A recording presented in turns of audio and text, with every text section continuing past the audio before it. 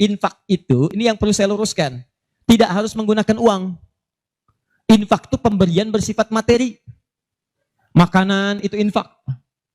Pakaian itu infak. Buah-buahan itu infak. Silahkan berbagi. Walaupun nggak ada uang, bisa kita gunakan dengan yang lain.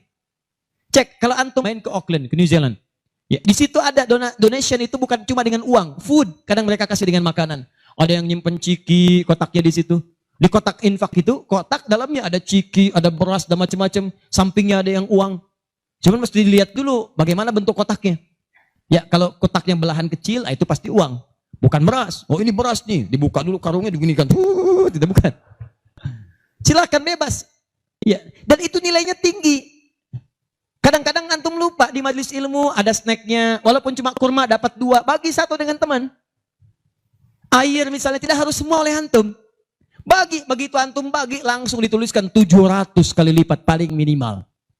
Demi Allah saya katakan paling minimal 700 kali lipat. Makanya zaman Nabi itu ada satu keluarga yang berlomba tuh mendekatkan diri pada infak walaupun dirinya kekurangan. Agak aneh tuh cara berpikirnya. Ya, jadi kalau dibandingkan manusia sekarang nggak dapat. Saya mau tanya begini, antum di rumah persediaan, antum punya anak 2. Antum dengan istri, 1 suami, 1 istri, 2 anak.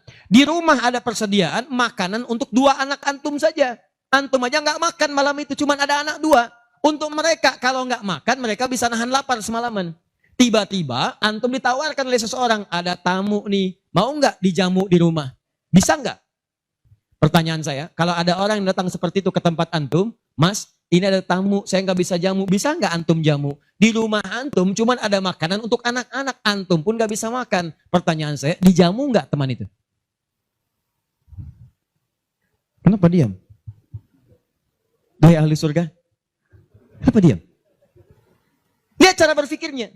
Kalau cara berpikir kita hanya ke makanan saja, maka kita katakan, Ustadz, anak saya aja dapatnya makanan seperti itu, kami pun nggak makan. Bagaimana bisa diberikan pada tamu? Tapi cara berpikir Tolhah dan keluarganya agak beda. Begitu Nabi katakan ada tamu, kita datang langsung angkat tangan. Duluan ngangkat, padahal yang lain banyak yang punya banyak makanan. Tapi cara berpikirnya, kapan lagi saya dapat 700 lebih? Kapan lagi saya dapat diangkat langsung tangannya? Ya Rasulullah saya. Sebelum yang lain ngangkat, angkat tangannya.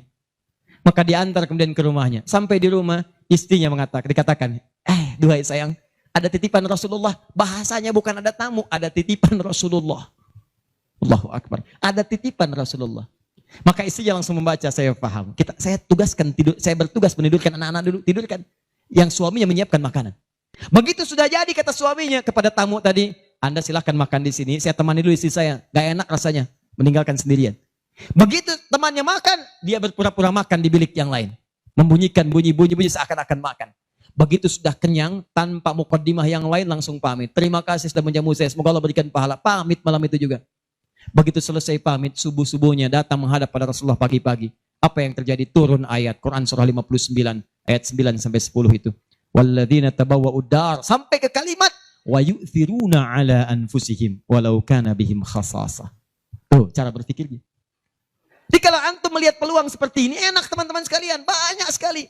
Tidak harus uang, pakaian, makanan macam-macam. Jadi kalau antum beli buah tuh, antum beli 5, di rumah ada 3 orang, berarti antum mesti sadar Allah titipkan yang 2 lagi untuk peluang infak antum. Bukan untuk antum habiskan semua. Kok bisa orangnya cuma 3, beli mangga 5. Siapa yang menggerakkan antum untuk beli 5 mangga? Orang cuma 3, berarti yang 2 lagi itu Allah gerakkan untuk mendapatkan pahala. Ada peluang di situ. Lu kepada siapa ya Rasulullah saya berikan? Kepada siapa ya Allah saya infakkan? Ini yang sering keliru. Kata Allah langsung turun. Fi sabilillah, yang utama itu 5 dulu. 5. Kalau Anda temukan 5 ini, dia peluang infaknya sangat tinggi untuk diberikan. Siapa mereka ini? Ada di Quran surah kedua ayat 215. Paling kanan sebelah bawah. Yas'alunaka madza yunfikun. Mereka bertanya pada Muhammad sallallahu alaihi wasallam. Ya, awas, apa yang harus kami infakkan? Pada siapa? Maka turun jawaban, "Qul ma anfaqtum min khair." Katakan kalau mau infak mesti yang paling bagus. Ini kaidah pertama. Awas, ada peringatan di Al-Baqarah ayat 267. Wala tayammamul khabitha minhu tunfiqun walastum biakhidhihi illa an tughmidu fi. Jangan kamu infakkan pada orang lain yang kamu tidak suka, melihatnya aja kamu enggak suka, dikasih orang. Antum punya uang 50.000 1, wah masih keras, bagus luar biasa, masuk dompet enak dilihat. Yang kedua, wah sudah lecek, dekil, off the kumel. Wah, dilihat gak enak, baunya gak nyaman. Tiba-tiba ada orang lewat, Pak, sedekah Pak. Pertanyaan saya, maaf, mana yang antum berikan? Yang lecek atau yang bagus? Tuh. Ingat, kalau urusan zakat mal, berikan yang bagus. Zakat mal, pilih. Paham? 5 orang ini siapa? 1, lil walidain, orang tua. Ini orang tua ini gak pernah minta, jarang sekali. Cuman kita yang mesti paham. Kan sama, antum pun suka ngasih isyarat. Mama, mama, mama, mama. Oh, mau makan. Makan. Mama, mama, mama, mama. Boneka, boneka. Antum setelah dewasa mesti paham. Kadang-kadang orang tua tuh gak minta. Gak pengen nyusahin anaknya. Padahal orang tua udah susah. Melahirkan susah, mengandung juga susah, merawat susah, menyusui susah. Sudah dewasa pun antum masih susahin juga. Kapan antum berbaktinya? Kadang-kadang cuma nanya, nelpon apa kabar. Padahal di rumahnya itu Masya Allah lagi kurang beras.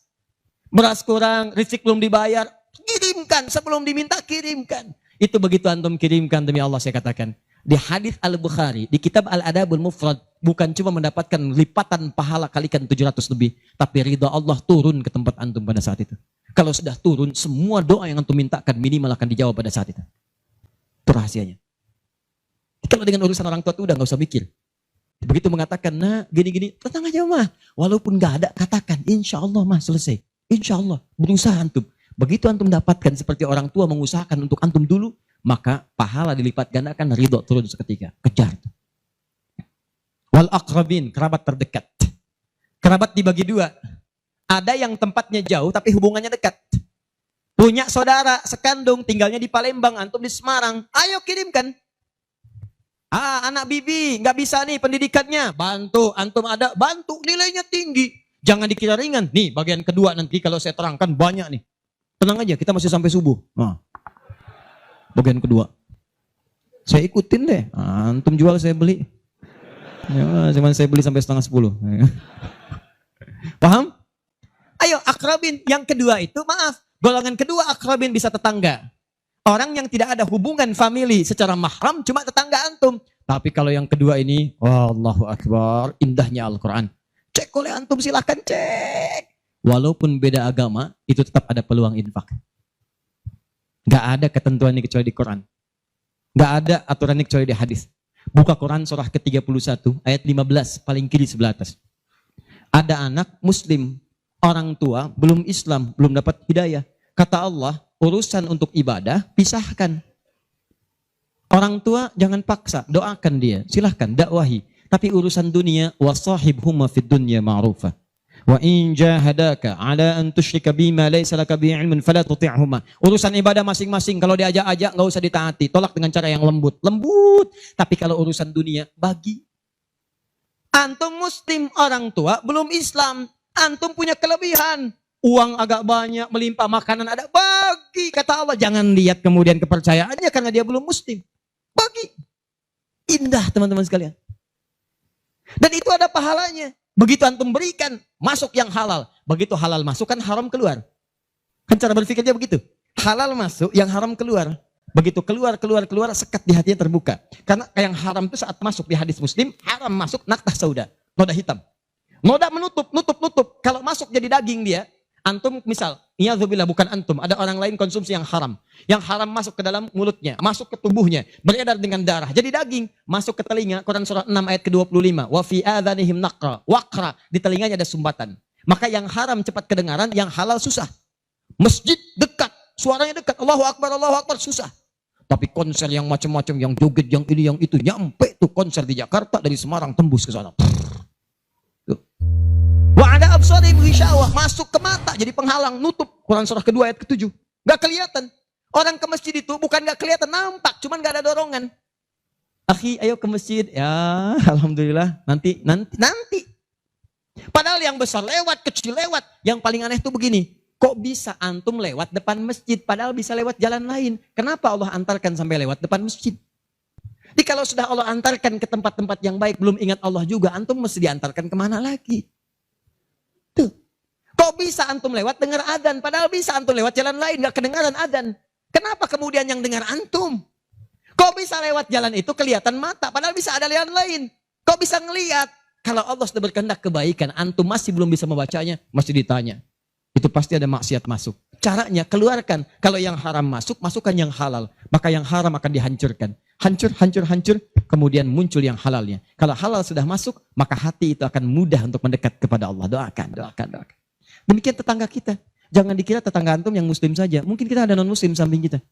Mungkin ada yang Kristen, ada yang Hindu, yang Buddha. Dalam hubungan keduniaan indah. Silahkan berbagi. Apa antum gak pernah dengar hadis Nabi? Siapa yang masak makanan, baunya sampai ke tetangganya, maka bagilah dia walaupun cuma kuahnya. Tapi maksudnya bukan daging yang antum makan, kuahnya antum bagi. Bukan. Tidak. Maksud hadis itu walaupun cuma masak kuah, bagi juga supaya dia tidak negatif thinking, tidak salah paham. Antum gak ada ayam, adanya singkong, cuman dimasak bumbu opor. Bumbunya opor, tapi dagingnya singkong. Dimasak gak antum bagi, tetangga bilang, oh masak opor enak nih, padahal singkong. Dibagi walaupun cuma kuahnya. Tapi pertanyaan saya, apakah hadis itu mengatakan kalau tetangga Anda muslim saja? Tidak. Never. Walaupun dia non muslim, masak. Bagikan sebelum dia menghirup baunya, ketuk pintunya. Begitu diketuk dia keluar. Ada apa Pak? Ini ada makanan, walaupun sedikit mudah-mudahan bisa bermanfaat. Bapak baik sekali, terima kasih. Bukan baik, Allah yang memerintahkan saya untuk berbagi. Dan saat itulah kalimat Allah mengalir di hati yang paling bening, menghunjam ke jiwanya. Masuk jadi hidayah. Masya Allah, besok-besok dia ketuk pintu kan, Assalamualaikum, udah bisa Assalamualaikum tuh. Sebelumnya tidak. Begitu dibuka sambil mengembalikan yang kemarin, ya panci yang kemarin dikembalikan. Pak ini, apakah Allah sudah memerintahkan berbagi lagi hari ini? Oh. Lumayan. Gak ada aturan kalau bukan non-muslim jangan bagi. Gak ada, indah dalam Islam itu. Jadi walaupun Anda kasih ke yang non-muslim, pahala dituliskan. Jadi jangan pilih-pilih kalau urusan dunia. Anda masak, ini samping Islam, sampingnya lagi Kristen, sampingnya lagi kemudian muslim, non-muslim. Bagi yang muslimnya, yang non-muslim tidak. Begitu dia ngelihat kelewatan dipanggil Anda. Pak, kayaknya enak makanannya ya. Memang enak Bu, cuman sayang ibu kafir. Oh, gak begitu. Gak ada. Jadi bagi teman-teman, silahkan. Dan pahalanya ada, indah. Cuman di kita tuh, coba lihat aturan antum bang aja deh. Kita fikirnya kumpulin lagi. Bab tumbuhan, sekarang kan lagi musim rambutan ya. Rambutan. Tuh, antum di pekarangan ada rambutan, tumbuh. Pohon rambutan, pekarangan antum. Cuman sayang buahnya ke tetangga antum. Terus ke sini. Maka dalam kaidah fikih disebutkan hakun mushtarak. Ini hak bersama antara antum dengan tetangga. Kenapa? Karena antum keluar rumah kelihatan cuman pohonnya. Dia keluar rumah kelihatan buahnya. Dan yang paling menarik, dia udah lihat buah, daunnya jatuh ke bawah. Dan kadang buah jatuh ke sini, membuat dia kesulitan. Awas, jangan sampai dia cuma ketiban sampahnya saja, antum kedapatan buahnya. Naik ke pohon rambutan, nggak boleh. Apa yang harus antum lakukan? Datangi dia, ketuk rumahnya. Sampaikan, Pak, maaf saya cuma mau ngasih tahu, itu ada pohon rambutan. Iya, saya juga tahu, punya bapak kan? Bukan, itu memang pohon saya. Cuma buahnya merambat ke tempat bapak. Terus, itu hak kita bersama. Bapak nggak usah minta. Begitu inginkan, ambil aja. Silahkan dapatkan. Aturan dari mana itu? Ini Rasul saya yang mengajari. Nabi Muhammad SAW. Bapak keluar, lihat buahnya. Saya keluar cuma lihat pohonnya. Kalau bapak pengen, ambil aja. Wah, hebatnya Islam. Terima kasih Pak. Insya Allah. Udah insya Allah tuh. Ya. Nanti saya ambil. Udah, pergi tuh. Ambilin. Dan kita senang lihatnya. Begitu diambil, pahala. Setiap satu buah, 700 pahala. Setiap satu buah, 700. Masya Allah. Luar biasa. Dan dia kan gak paham fikih. Belum masuk Islam. Besoknya, ayam antum main ke tempat dia. Ayam. Dia kira hukum ayam sama dengan rambutan. Nabinya umat Islam baik banget. Kemarin ngirim rambutan, sekarang ayam. Pokoknya mungkin ayam itu akan menggendong antum ke surga. Ya? Infak tuh. Nah, pertanyaan saya, antum punya agenda berapa untuk infak tuh? Coba lihat, kadang-kadang kan ada anak yatim samping. Gak usah terpikir banyak uang, pakaian, buka ya, buka tuh pakaian antum. Masuk ke kamar, buka. Begitu dibuka, berapa banyak koleksi pakaian antum? Cuma pesen ya, cuma pesen satu aja. Mohon maaf ya, maaf sekali. Jangan sampai ada pakaian, walaupun sehelai itu, yang belum pernah dipakai ibadah. Usahakan setiap yang kita gunakan jadi saksi di akhirat bahwa dia pernah dipakai ibadah. Karena semua akan bicara. Tuh lihat kaos, bagian dalam, celana, bagian luar, semua, cek lagi semua. Dan kalau sudah itu antum pakai, ada yang lain gak kepake, bukan gak kepake.